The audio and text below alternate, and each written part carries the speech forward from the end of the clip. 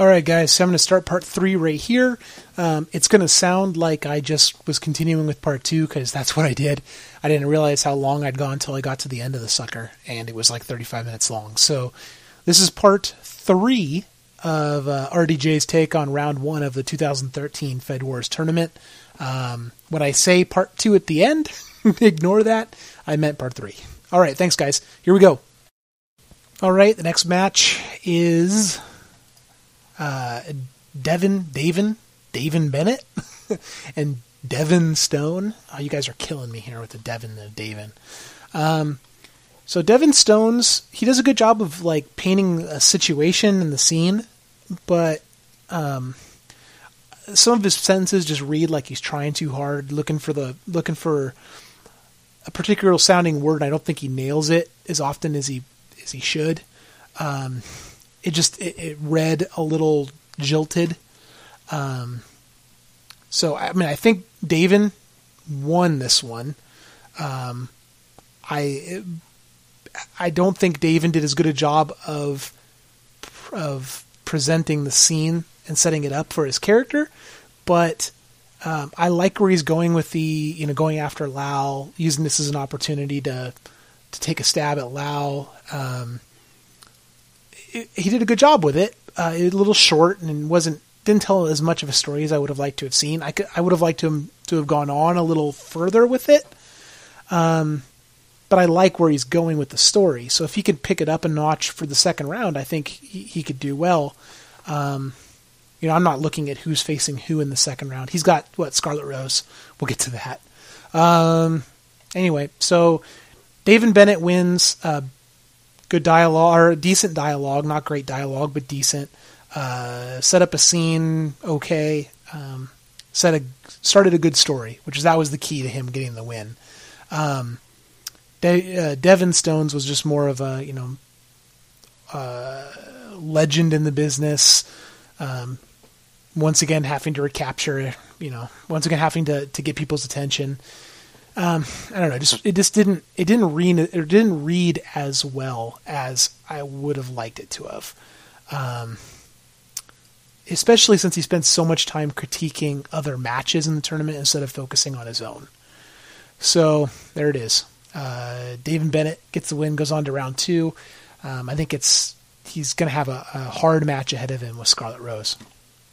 And speaking of Scarlett Rose, here's the match everybody's been waiting for me to talk about after the whole kerfuffle and blow up this weekend with the NEW guys and Hunter and whatnot. Scarlett Rose beat Hunter. Sorry. If you don't like it, don't get mad at me. Don't get mad at Lau for letting me judge it. If you look at the grades that all 3 judges gave, whether I was here or not, Scarlett would have won. I'm sorry, dude. And you can disagree with us. Like, disagreeing is fine. We talked about this in that thread. You kind of threw it back in my face, but whatever. You can disagree all you want. You are entitled to your opinion. But to come out and call me biased when there's absolutely no evidence to that is freaking childish. So, Hunter, good luck in what you're doing, man. I got no ill will towards you. You're a good writer, and you know it. Apparently is the problem. So, it is what it is. I'm not even going to go into this match. I don't even want to talk about it. Freaking Scarlett's roleplay was better. She did a good promo roleplay. She deviated from her character as she set it up in the NGW. But that's fine because as a judge in this tournament, I can't be expected to know the backstory of every worker in it. So I don't mind that there was a tonal difference between this roleplay and her roleplay as an NGW. I thought it was good. I thought she did some interesting stuff. Talking about the NEW guys were really hung up on the stupid 1,000 word count thing. Whatever. There's other guys in here that broke the fourth wall in their role plays, and it was whatever. What are you going to do, man? It's part of role playing. I thought she did a good job of setting stuff up and being interesting. That's how she set her scene, that she was kind of blowing off the rules in the establishment for how things were working with the tournament. To call it a noob move is just, you're analyzing it from a place of being upset that you lost. So, like I said, good luck to the NEW guys. I wish them all the best. I'm tired of the drama, so it is what it is. All right. Well, the next match, Nocturnal was the only one that showed up, so I won't spend a lot of time on this. But this is another one of those situations where Hunter's problem doesn't make any sense. I've been a big fan and a big supporter of NEW since they joined Fed Wars. I like what they do. I don't like their theme and stuff. It's not like I said before, it's not my cup of tea. But there's a place for that, and they're all awesome writers. And Nock is one of those. I really like Nock's writing. I like Nock as a person, just like I like Jesse. I like I like Triple X. I like Inked. I mean, I like a lot of these people. So it's a bummer that this whole there's this big shitstorm over this tournament and other stuff apparently, according to Jesse. So I'll take his word for it. It's all good.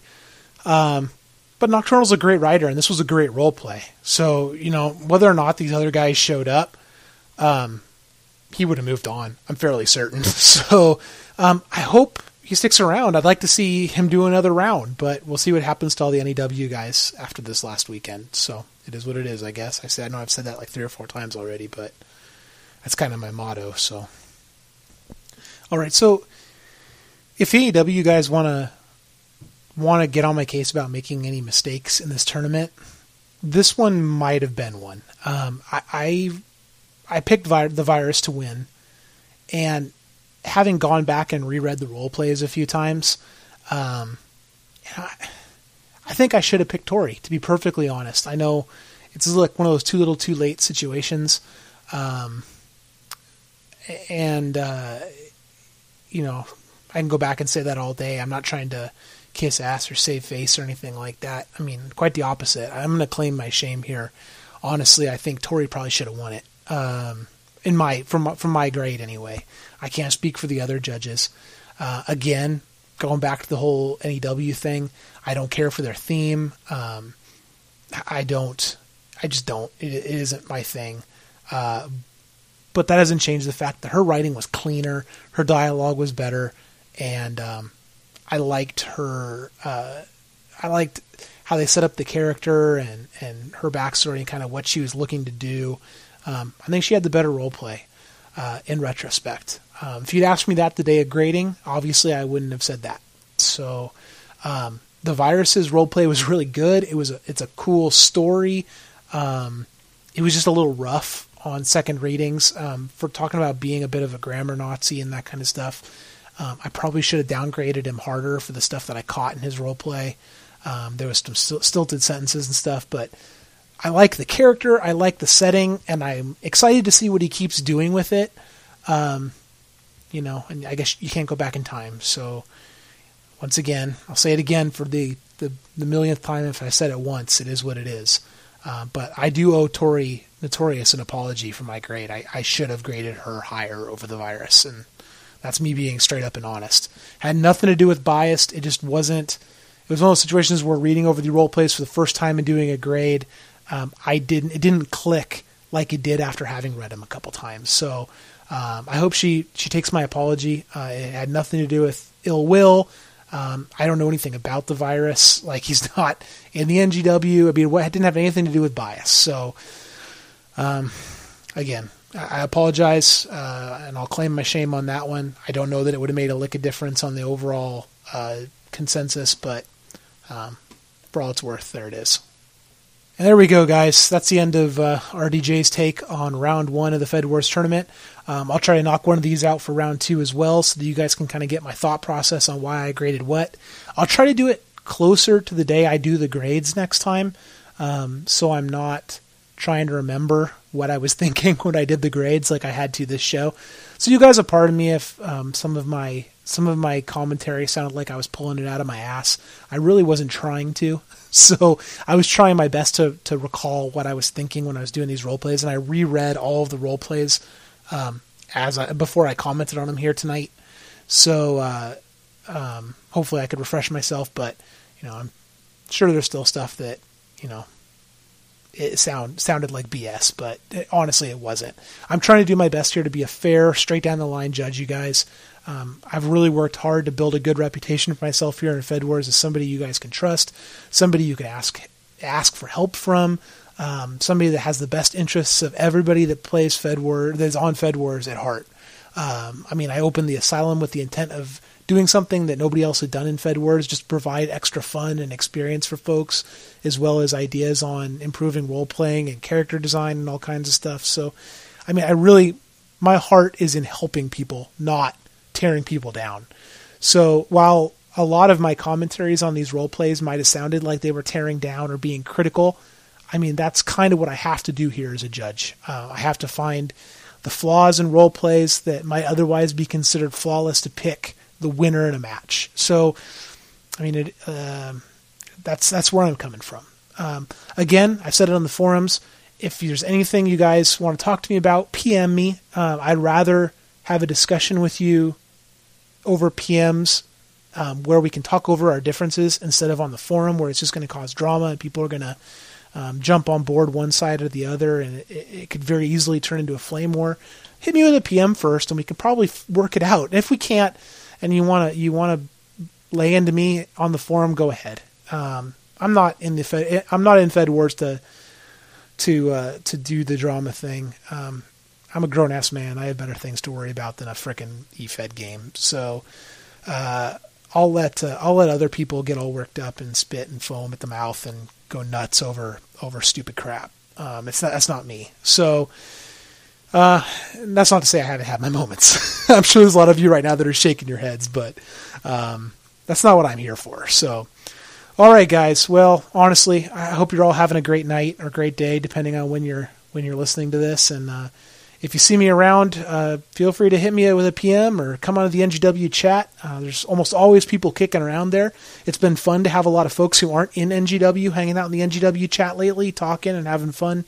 If you get a chance, please check out the Asylum. We've got a writing contest going on right now. We've got a lot of interesting articles that are going up. I'm working on more content right now. If you join the Asylum and you see that there's a writing challenge up right now, that is not mandatory. I'm not booking people in it. If you want to participate in it, you just role play for it without being booked. And the winner, if it's a contest, the winner will be chosen from those who role played. It is purely voluntary.